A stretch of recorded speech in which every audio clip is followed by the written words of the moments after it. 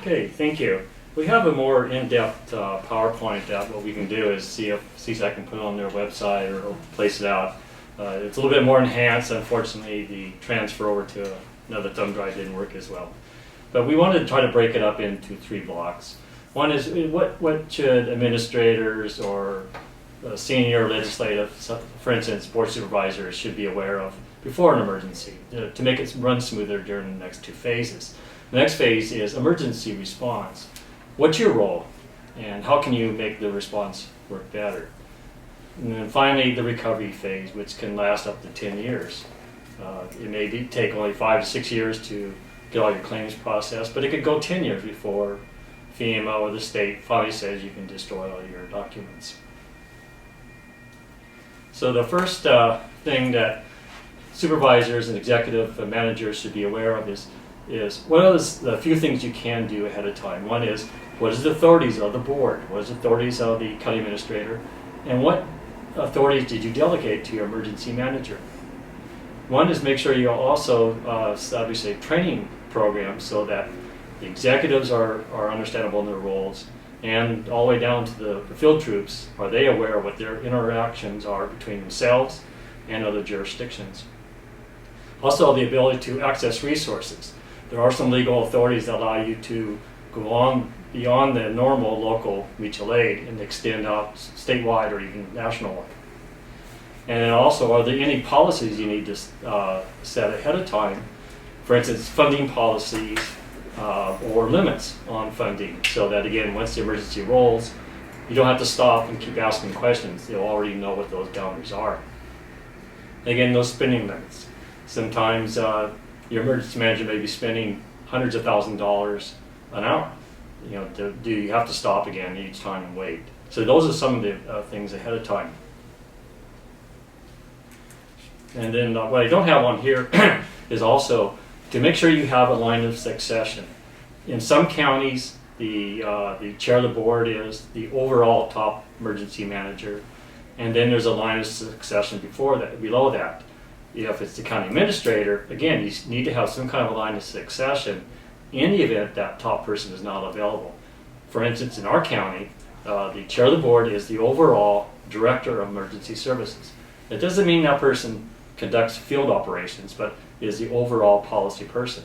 And then from there goes the vice chair, then county administrator, assistant county administrator, sheriff, and then health officer. Now our health officer, like most of yours, can declare an emergency, whereas the rest of them can proclaim. And let's see here. I think that's it on that part. Why proclaim? I'll need my glasses for this one. We have a little cheat sheet we provide our people, and it's really nice because it tells us what we can do or cannot do. Most people think you proclaim because you want state or federal reimbursements. That's usually the last thing you want to think about. The other guidance we always say is proclaim early. It doesn't cost anything. You can proclaim verbally and then document it later on. Why do you want to do that? One, we want that full power to provide mutual aid to any jurisdiction that needs it. 2, what's really important is once you proclaim, you can promulgate emergency orders, rules, or even regulations, and that includes curfews. It also provides all your responders immunities and privileges for actions they're taking or actions they don't take. Maybe they feel it's too risky or for the good of the whole to avoid some particular actions. Also, to obtain vital resources. Some of your ordinances may allow your purchasing agent to exceed policies that are already in effect. Can they buy on behalf of other cities and counties, special districts, or are they limited to a specific level? Can they obtain donations without board approval? Those are some of the things that, again, with an emergency proclaim, your ordinances can kick in additional powers. You can also require all county employees and all materials and resources of the county to be mobilized. And the government code also gives you the authority to commandeer resources and or property if required to respond to the emergency.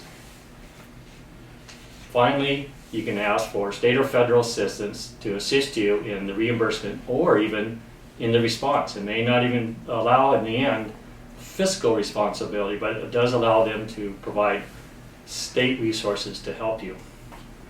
When it's all over, the Board of Supervisors has the authority to also sit as the Board of Equalization to assist in property tax deferral, property tax reduction, delays in payments, and there's a few other measures they can take. They set to that responsibility. Finally, not only does the board have authorities, but the health officer has his or her own unique powers. Again, they're the only ones that can declare within the state. Only the president, Small Business Administration, USDA can declare emergency. The rest of us, local governments, and the state can proclaim. The health officers is limited though in those powers. That person can take any actions necessary to reduce the emergency. They can take over the responsibilities of having all the environmental health officers under them. And they can force samples, require information to find out what the issue is to stop the problem. However, during the response, that's all they get. So if they need the immunities and other privileges, there must be a proclamation of a local emergency. There is a stipulation, since we're in this drought, that water suppliers can declare a water shortage. But again, those powers under that is very, very, very limited. A special district cannot proclaim a local emergency. If the county proclaims, the county's proclamation, according to the Attorney General, can cover cities and all special districts. But if a city has its own additional powers in its city ordinance, it may want to proclaim also to activate those. For instance, if the county's purchasing agent can exceed limits, do sole sourcing, and other emergency measures, a city may have to also proclaim to empower their purchasing agent for the same type of authorities. The other thing that you need to know before emergency is, where do you fit in this whole scheme? SIMS, the California Standardized Emergency Management Agency, says that the person who, or the body that handles countywide, what's called the operation area, could be a city, could be a county, could be a special district, or joint powers. By default, the regulations is the county. But there are some joint powers that are the operation area. The cities, special districts are the local. The field responders is what's the field. And then when it goes beyond that operational area or county boundaries, it goes to the region of the state, and then it could go statewide. So most of us fit in that operational area. And as we go into the emergency phase of it, this is where the last slide I have versus the other comments. One thing that I collect in my 34 years is terms that are used. And it's really important for you as a county to meet with your emergency responders to make sure that you're comfortable with what terms are being used.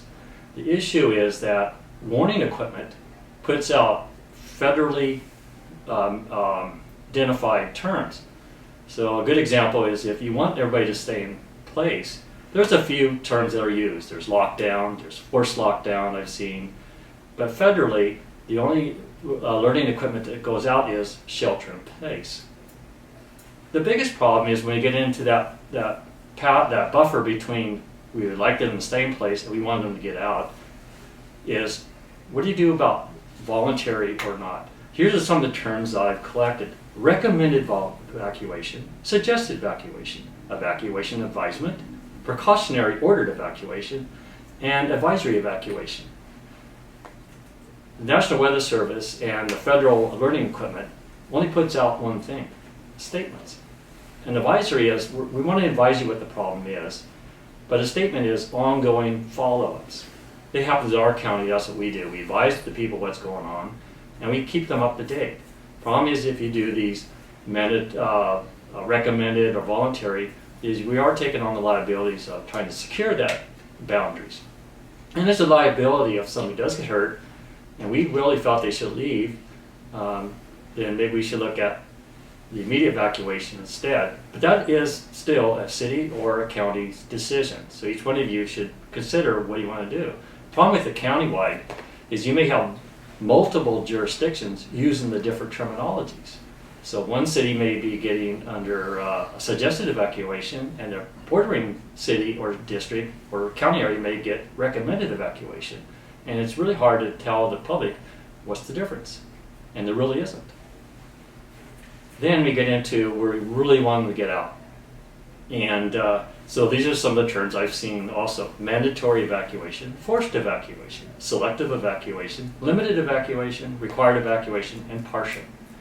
Again, the warning system, no matter what you say on the voice level, that little scroll that goes on the bottom of the screen is going to say immediate evacuation. And some of the machines say evacuate immediate. So your county needs to decide if we feel they should get out, do we get them out? Or how do we bridge this issue on voluntary versus required? The government code, or the penal code 409.5 says that a duly authorized peace officer can close a disaster area. But it's very, very limited on what those powers are. There is no codes that say you have the authority to make those people get out. Unless you're in an avalanche situation, that's 409.6, you can forcibly remove them. What the guidance is after the 97 floods, it's called a FEAT report, a flood emergency action team report, says that the best thing to do is for a county or the city to proclaim a local emergency and then promulgate an emergency order. And if you make that order where it has the boundaries, for instance, you want people to be removed from street A to street B, street D to street F, or by river or some other geographical boundary, you got to make it explicit. Then your law enforcement can implement it. But that's a board responsibility, or that director of emergency services. Unless, again, you delegated those authorities to your sheriff or your police chief. Next on response is, what's your role? And we know that the supervisors or execs want to have a part, and they do have a part. They have a very important part. Your part is to deal with the political interface between jurisdictions, to be the conduit with the public. You are the ones who are reinforcing to the public that we are working on this emergency correctly or not. And also you're the ones that decide on funding authorities. What happens if there are a city and a county or two cities that have conflicting orders out there? Who rules that? Now again, my slides don't have that, but we will in the follow-up one. But the Attorney General also addressed that. The Attorney General says that if there are conflicting orders out there, the county order is the lead. The county order is the one that makes that decision. You know, my experience is when you have multiple jurisdictions conflicting, we all know it's better to work it out together. So again, that's the role of the executive or legislative, to deal with these type of issues. The next thing on response, again, is any particular policies. If you need to have a new rule, you need to reset funding, then that's again another major role of your jurisdictional legislative or executives. I think next one we go is in the recovery. And this is your longer term problem. One thing that the board has to do, or your director of emergency services, if the board is not in session, needs to terminate that emergency. Those emergency orders, rules, or regulations need to be terminated. And then they need to decide whether they want the federal government to, again, address the issue of funding. And that's where your responsibility comes in, where you go to the board, you go to the governor, you ask for a proclamation of local emergency and ask for a specific funding request. And then also, if you need to, ask the president. When we get into recovery, we get into cost control. Another really important issue is to quickly identify who that senior executive or senior fiscal manager is going to be responsible for cost recovery. The next thing you need to figure out is, are your individual departments going to have their own claiming process, or are you going to do one single consolidated claim? The problem is, again, we talk about disasters, they can last up until 10 years on cost recovery. And it's really easy for individual departments to start to lose those original documents. So do consider at least a centralized processing. I think that's probably the main aspects on recovery I wanted to try to cover. I want to leave room for Eric to make his recommendations and discussions, and we get into question and answers. We can fine tune some of these issues. Eric?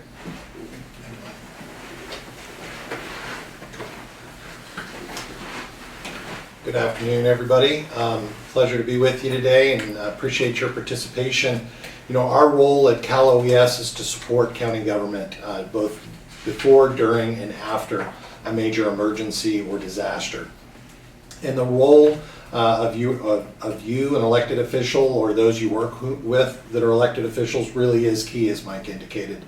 You know, your role is crucial in public safety. Your understanding and support of emergency management is also vital.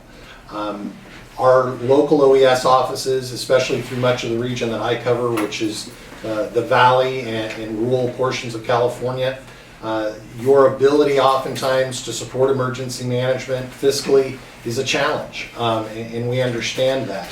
But I think having a better appreciation and understanding of the importance of emergency management within your county is critical, so that you can make the decisions to provide the level of support that's appropriate for that particular community.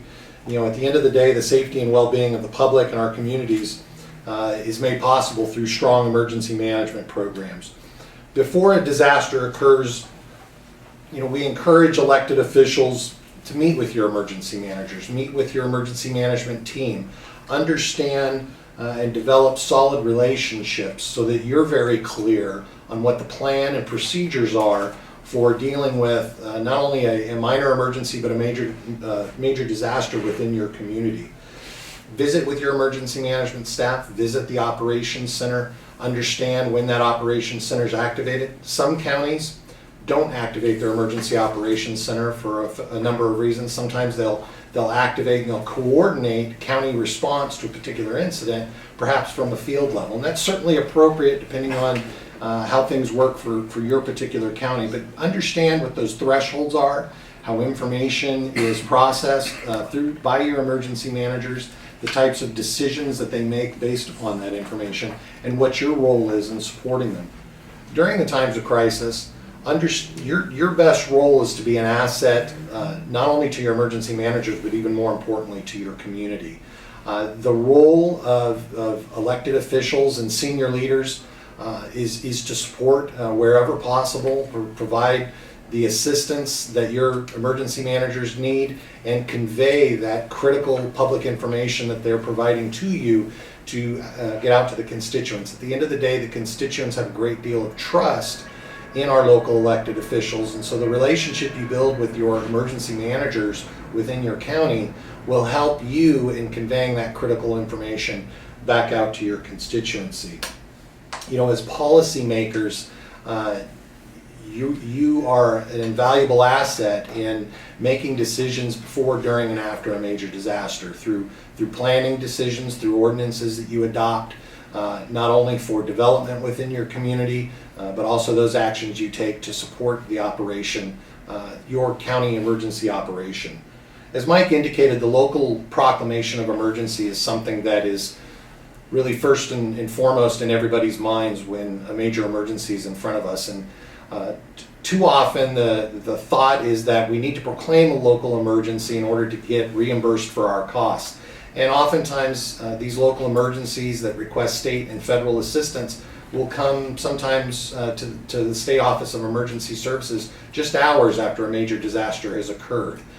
And what that ends up doing is triggering a number of activities on our end at the State Office of Emergency Services, pushing your emergency managers to get us detailed information on response actions and impacts that have occurred. And the reality is, within the first couple hours of a major disaster, they don't have those resources. They don't have the information we need. So Mike's point earlier about looking at the local emergency proclamation process as a tool to help you in your response is really what local elected officials should be thinking about. There's a process that we have in place for you to proclaim a local emergency and then come back to us to seek cost reimbursement for your extraordinary cost, as well as for impacts to public infrastructure and other damages that occur. So it's something that can happen through a process. It does not all need to happen up front. The focus needs to be on the response and the actions that need to occur to help your community get through this particular situation that you're faced with.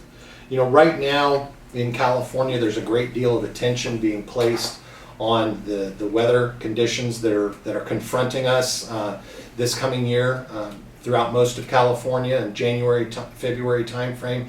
We expect to be dealing with significant weather events on a scale that we really haven't seen since 1997 and 1998, the last time we had a major El Nino condition out in the Pacific. There's a number of counties that are undertaking tremendous efforts right now to review plans and procedures, to have orientation meetings with elected officials and key department heads, and to conduct training and exercising where appropriate to be prepared for those conditions. And I would encourage everybody listening to this webinar today, if you haven't already engaged in those types of efforts or promoted them within your county, we would strongly encourage you to do that. These are important times to look back on, especially from those folks that were with us back in 1997, the last time we experienced such significant events, to understand how it impacted your particular community and look at where there may be gaps in plans, procedures, or capabilities within your county that you now have the time to try to address.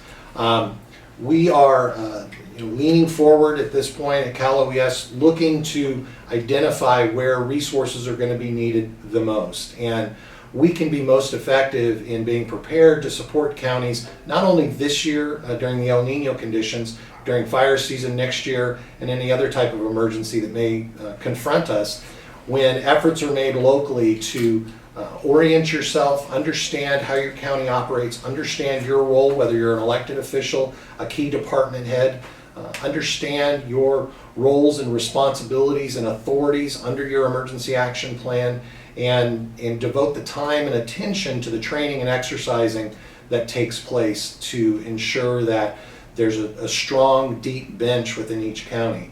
Recently, during the Valley Fires and Butte Fires in both Lake County and Calaveras County, both of those counties found themselves struggling to meet the total needs of responding to those emergencies. And we were very fortunate to have a great deal of support from a number of other county Office of Emergency Services throughout California that stepped up to help both of those counties shore up their capabilities in dealing with these catastrophic fires.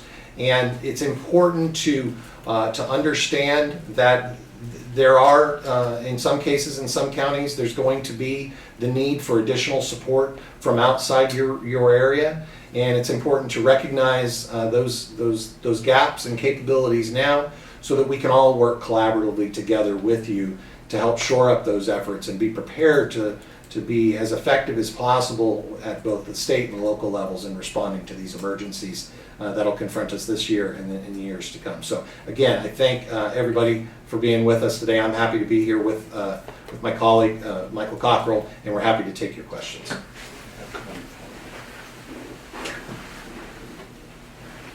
I did have one follow-up. I remember back at the last webinar that CSAC held on El Nino preparedness, one of the comments that came up was on proclamation. And again, it's an important tool. And the issue came up was can a county proclaim early during an emergency, and can the governor proclaim? And I think the response from the state OES was, think in the long term, can you proclaim months ahead? And in the government code, there is 2 sections that says the governor can proclaim for an emergency or an imminent emergency. And then in the definitions of the different types of disasters, if the governor gets a warning or if a county or city requests. So there is a window for that person to proclaim if it's imminent or again, it looks like it's going to happen. But months down the road, that's a little bit too premature to try to stretch the government code that far. The other thing I think on recovery that, again, that we reemphasize to make sure you have somebody that's fiscally ready to take on is a new guidance from the federal government. It's 13 pages on how to analyze a single procurement. And you think about each invoice that you deal with, especially at the first of the emergency. Somebody can come along 3 years later and use a 13-page checklist to analyze each invoice. So it is critical to get on your documentation real early and do some self auditing as you go through the initial parts of the emergency all the way through the end.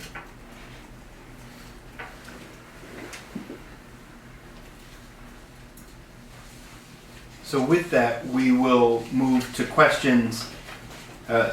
One question we've had is for both of you, I think. Do you have specific tips for counties on how to succeed in obtaining disaster-related cost reimbursement from the state or federal government after the fact? Yes, actually the state OAS and FEMA actually have a handbook on documentation control to help you guide through those initial steps all the way through the end. It gives you a definition of the different types of eligible items and the time frames that each step will be, and then again any references on federal and state regulations for you to refer to. So there is several handouts out now for documentation control. I think the other sort of key fundamental point is to understand, especially when, and it's what we deal with more often than not, and that is county governments that are seeking reimbursement through the California Disaster Assistance Act, which is the funding stream that Cal OES manages to reimburse extraordinary costs of local government in responding to a major emergency, and also the repair of eligible infrastructure that's damaged. When we review those requests, one of the key things that we're often looking at is the capacity of local government to address those costs locally and have the funds available to make those repairs.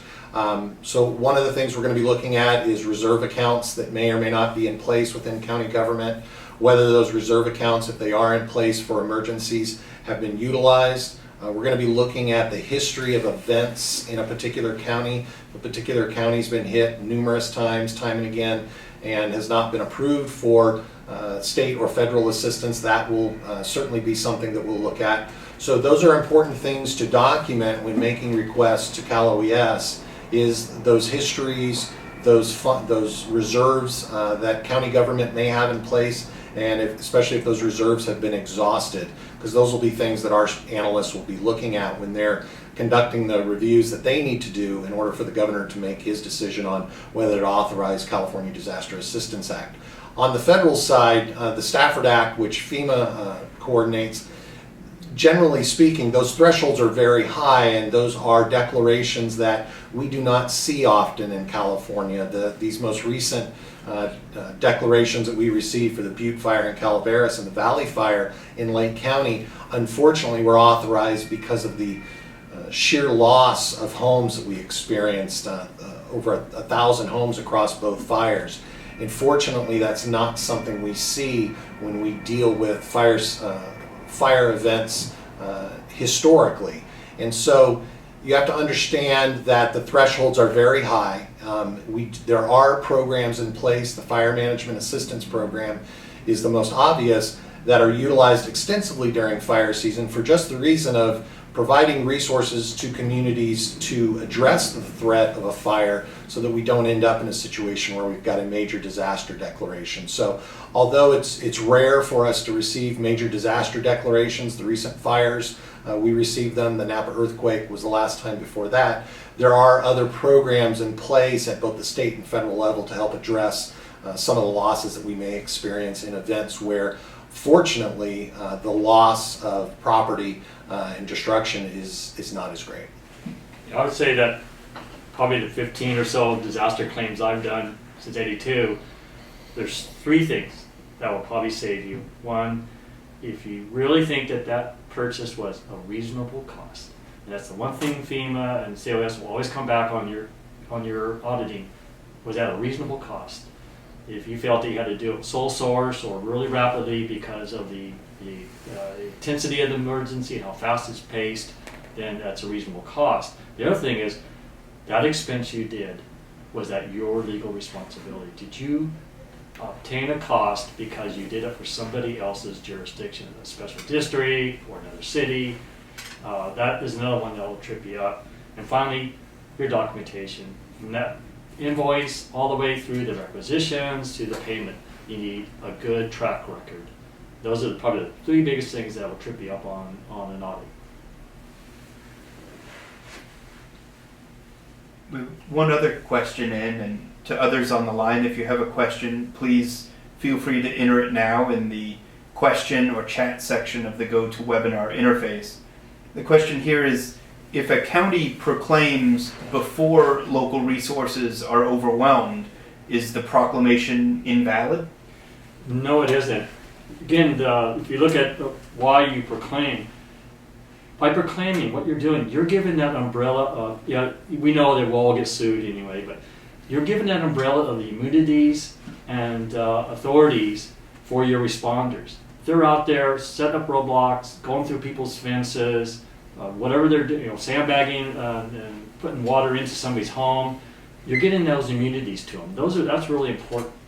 And so you're setting up, again, you've opened up maybe the purchasing agent's authorities to purchase, go away from sole sourcing, go above his normal limits or her normal limits. Those are the reasons. Asking for mutual aid.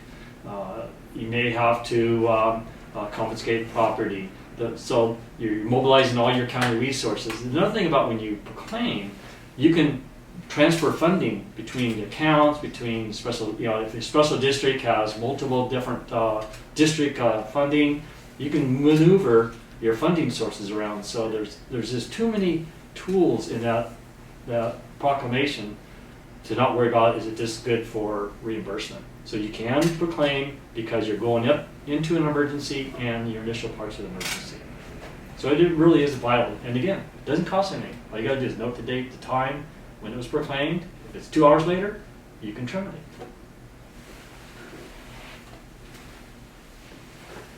I don't see any other questions right now. Excuse me. Good timing, questioner. For tree mortality, why is a certified arborist required to identify a dead tree?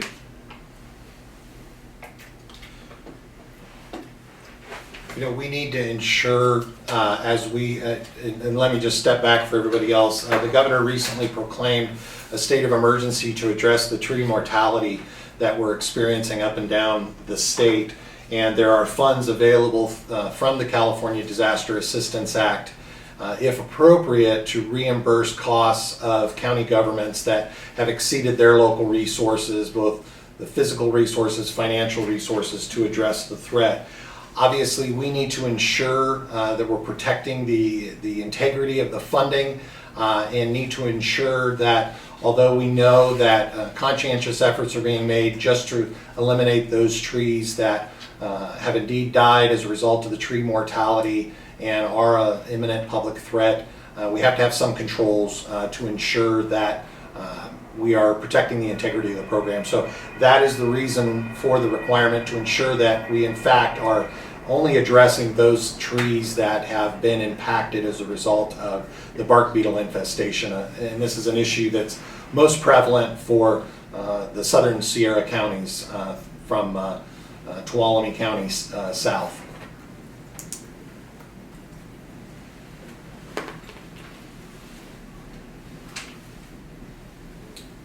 Well, I would like to ask this further question. The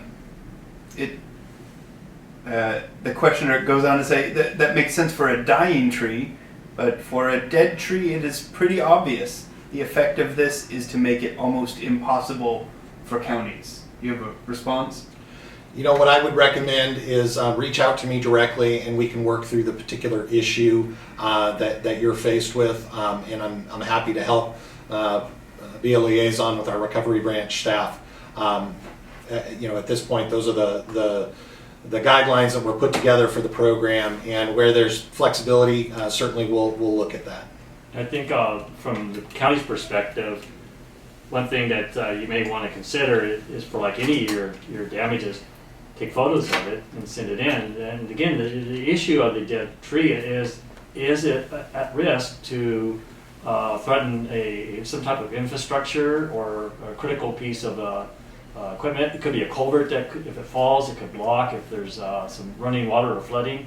So take photos of it and send it forward that way. That way, at least if you do have to take emergency actions, you can validate why you took it and why you took those actions.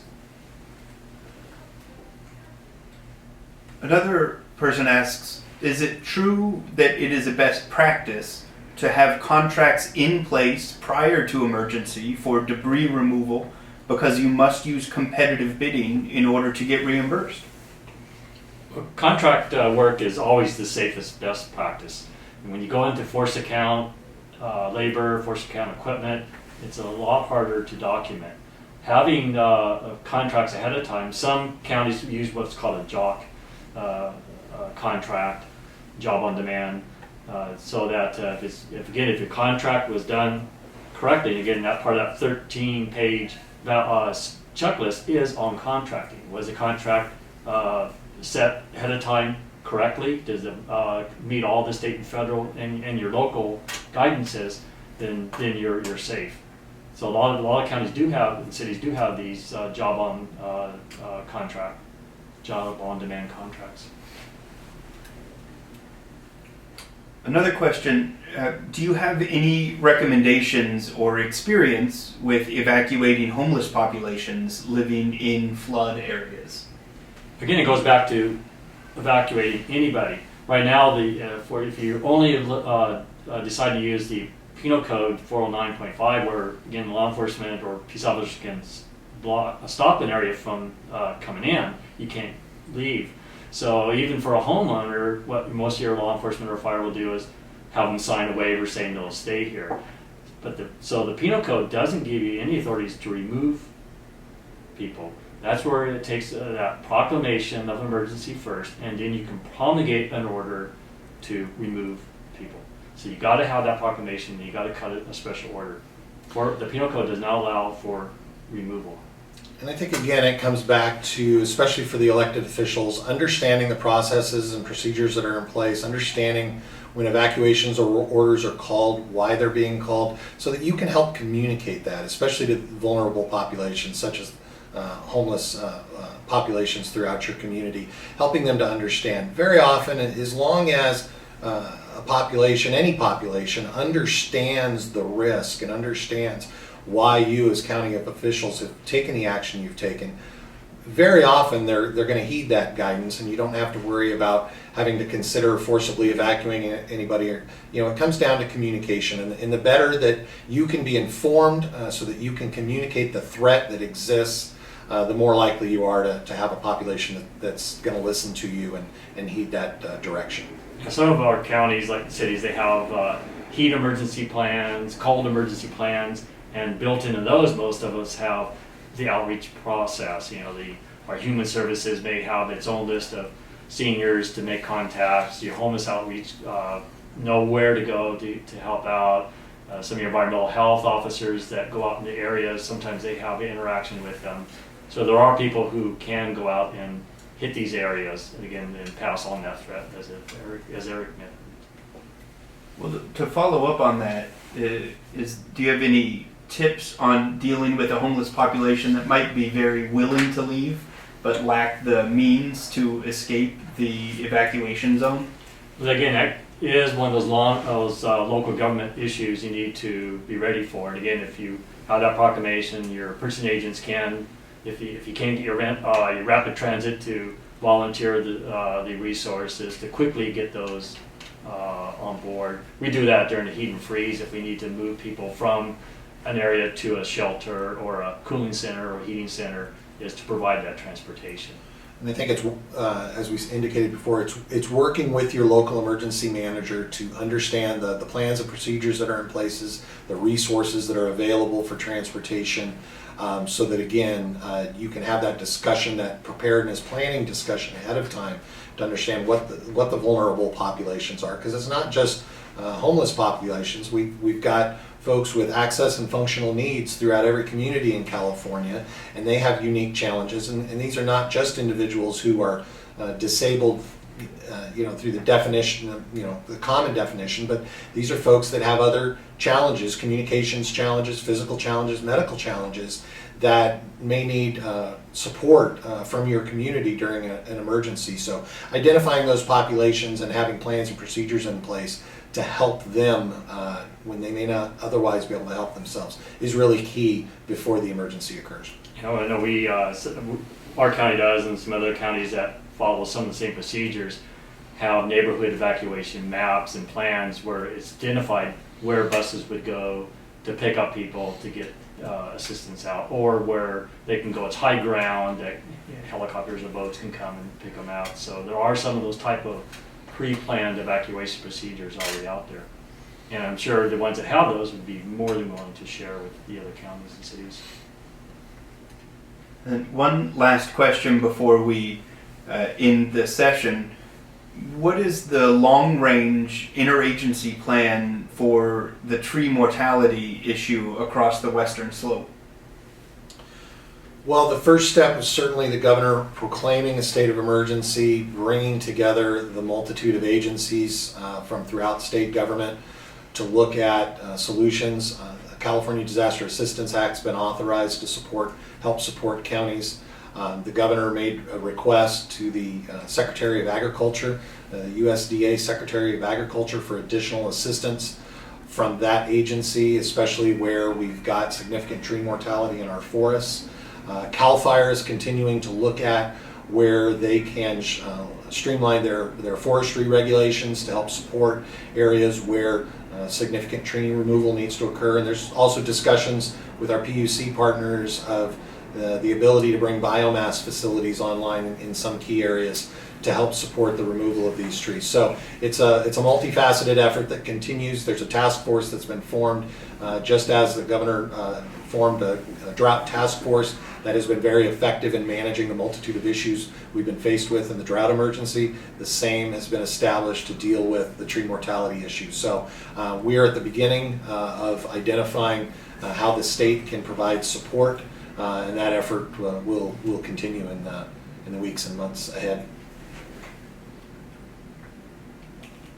Well, that's all we have time for today. If people have further questions, I assume they can get in touch with you afterwards. Again, Michael Cockrell with San Joaquin County, and Eric Lamoureux with California Office of Emergency Services. Thank you both for sharing your time and expertise with us today, and thanks to all of you for joining us for today's webinar.